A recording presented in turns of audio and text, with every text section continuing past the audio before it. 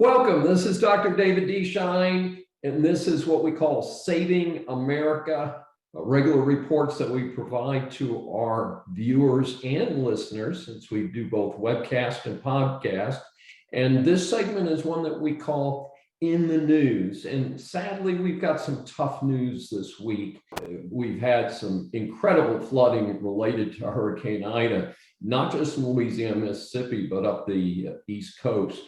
What it underscores is that despite record high real estate taxes in many states, including here in Texas, they're not spending that money in infrastructure. They're spending it on nonsense. They're spending on an overpaid public workers who are not getting the job done. It is time to spend money on true infrastructure. I know what that is.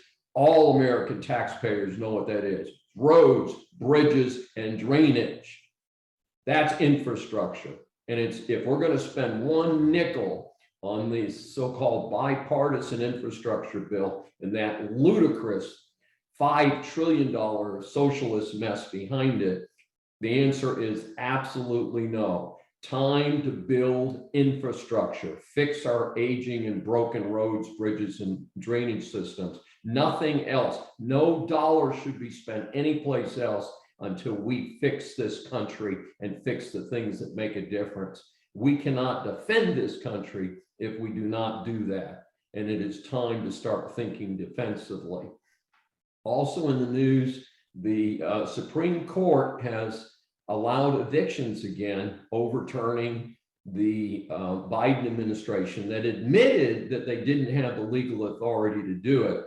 Now, one of the things that concerns me, of course, is the Associated Press headline included, well, Supreme Court now allows evictions despite the pandemic.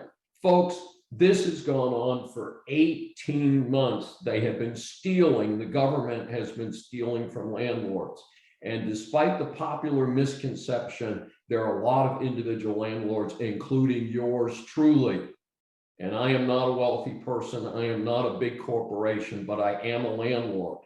And we need to be protected. I have been very fortunate in that I have limited rental property today, and my tenants have been fantastic. But I know other landlords who have not been as lucky, and it's time for the public to stop stealing from private landlords. Now, there are tons of programs available to help tenants who really need the money. But you know what? There is a ton of jobs out there, and it's time for people who need a job to go out, take a job, and start paying their own rent.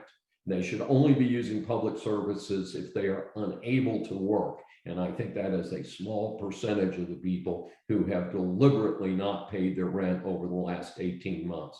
Time to get back to work, time to start paying the rent. This has been In the News, Saving America, Dr. David D. Shine. Thanks for joining us.